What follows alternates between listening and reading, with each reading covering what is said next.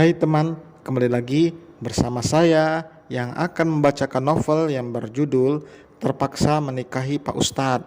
Seperti biasa, sebelum mulai, mari kepada teman-teman agar channel ini berkembang, mohon support dengan cara like, komen, serta subscribe untuk di akhir video. Terima kasih, langsung saja kita mulai. Bab 15. Nanti aja makannya, sekalian berangkat, tutur Syafiq. Berangkat kemana? Mau ngisi kajian. Mas udah minta Mbak Lili datang buat temani kamu di sini. Jelas Syafiq. Alika menyodorkan makanan yang baru satu suap dimakannya. Mata bulatnya menatap Syafiq, membuat lelaki itu terpaku. Perempuan itu hanya merasa iba karena Syafiq sudah begitu sibuk mengurus ketiga teman Alika hingga bolak-balik ke rumah sakit dan tempatnya mengisi kajian. Bukannya masih lapar? Alika menggelengkan kepalanya. Enggak kok, buat om aja, balasnya. Enggak apa-apa, habisin aja. Nanti aja mas makannya, tolak Syafiq dengan halus. Om pasti capek kan, harus bolak-balik ke rumah sakit dari siang, belum lama juga kan? Syafiq tersenyum, Masya Allah, romantis banget sih kamu. Cinta godanya, hingga membuat semburat merah terlihat jelas di pipi sang istri. Alika menahan Syafiq yang akan memakai sendok yang baru saja dipakainya dan mengambilkannya sendok baru. Syafiq menggelengkan kepalanya. Ia malah menyodorkan sendok berisi nasi itu pada Alika. Baru saja Alika berbicara, Syafiq langsung memasukkan sendok itu hingga membuat Alika membulak sempurna. Meskipun lapar, ia akan mengutamakan istrinya terlebih dahulu. Beruntung karena Syafiq membeli ayam goreng. Jadi Alika masih bisa memakannya. Syafiq bisa saja mengajal perut dengan membeli roti yang dijual penjual asongan yang berada di depan rumah sakit. Syafiq terlalu malas untuk mencari tempat makanan dan berpikir lebih baik sekalian nanti ia berangkat lagi. Makan gak boleh sambil bicara, tegur Syafiq yang melihat Alika membuka mulut saat makanan itu memenuhi di dalamnya. Tanpa mereka sadari, laki sudah terbangun dari sudut mata. Ia melihat keromantisan Syafiq dan Alika. Hati lelaki itu berdenyut nyeri. Memang sengaja ketiganya ditempatkan dalam satu ruangan. Mas berangkat sekarang ya. Baru ingat kalau ada kerjaan sedikit di rumah. Nanti kalau ada apa-apa langsung telepon saja, pesan Syafiq setelah menyuapi Alika. Entah kenapa tidak seperti biasanya yang selalu kasar, ia hanya diam saja. Mungkin itu cara Allah menunjukkan pada laki agar lelaki itu mundur untuk mendekati Alika. Ya, cup. Tubuh Alika membeku saat merasakan hangatnya kecupan di keningnya hingga membuat jantung perempuan itu berdetak kencang. Syafiq memberikan beberapa lembar uang merah dan juga kartu debit pada Alika sebelum pergi.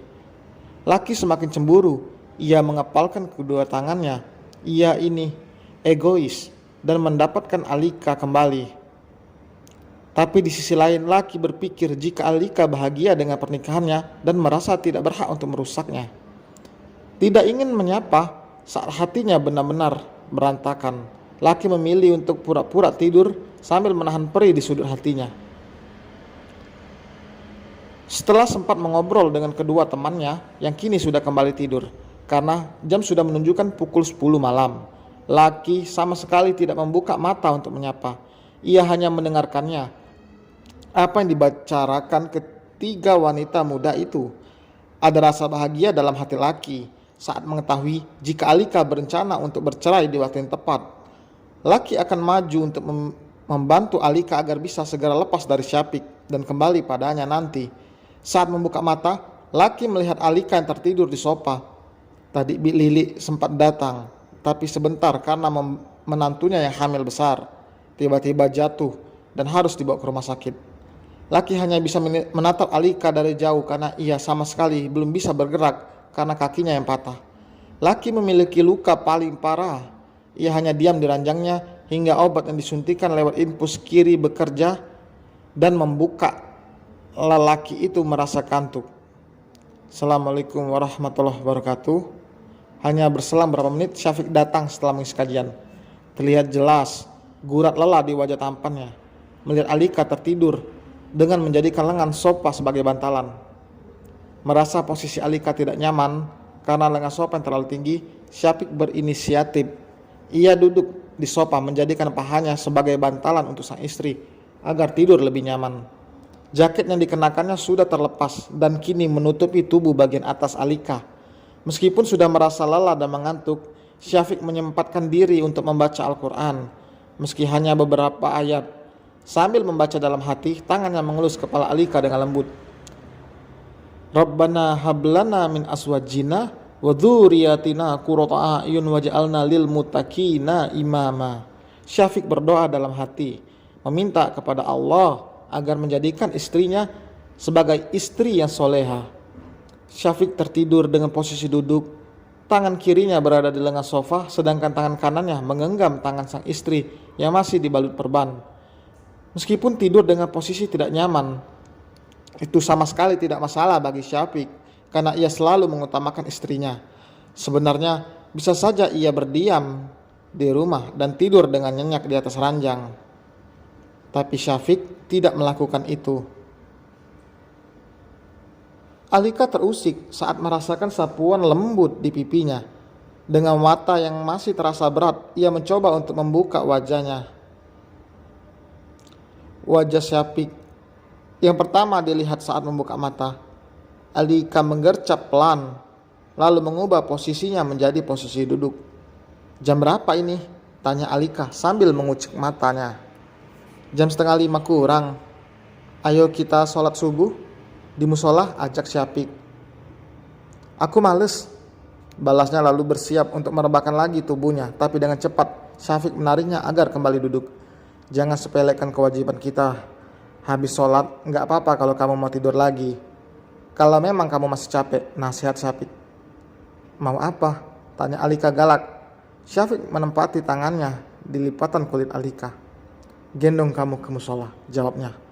Aku bisa jalan sendiri. Alika langsung bangkit dan keluar lebih dulu. Syafiq meminta seorang perawat untuk menjaganya selagi dirinya dan Alika belum kembali. Mereka memilih sholat di musola yang ada di rumah sakit karena waktu azan sudah hampir tiba. Jika mencari masjid sudah pasti hanya akan membuang waktu dan juga pasti terlambat. Selesai sholat, Alika malah mengajak suaminya untuk mencari makanan karena ia merasa lapar. Rasa kantuk perempuan itu entah hilang kemana. Sebenarnya rasa kantuk saat akan sholat itu hanya godaan setan saja. Mau cari sarapan apa? Aku pengen bakso, ucapnya. Syafiq terkekeh, mana ada bakso subuh-subuh gini. Jalan aja dulu, siapa tahu kalau udah lihat makanannya aku mau, tuturnya. Mereka berjalan kaki dari rumah sakit, mencari tempat makan yang dekat, agar mereka tidak meninggalkan orang-orang itu terlalu lama. Apalagi Syafiq harus pergi ke kantor. Ia tidak mungkin mengajukan cuti karena ada proyek penting yang tidak bisa diwakilkan tentunya. Masih pagi aja udah banyak polusi kayak gini, gerutuk Alika. Beda lagi saat kita di gunung ya, mau kesana lagi nggak? Ada tempat lain nggak? Yang kalau kesannya itu nggak pakai jalan kaki. Seenggaknya bisa pakai mobil atau motor gitu, aku males kalau harus jalan. Gimana kalau jatuh kayak kemarin, ini aja sakit. Alika mencerocos sambil mengangkat tangannya yang diperban itu. Ya, nanti kita cari tempat yang kamu mau, sekalian honeymoon kan, bisik Syafiq. Oke, sekian untuk bab kali ini. Terima kasih yang sudah mendengarkan. Sama-sama kita kembangkan channel ini dan tunggu di bab berikutnya. Terima kasih.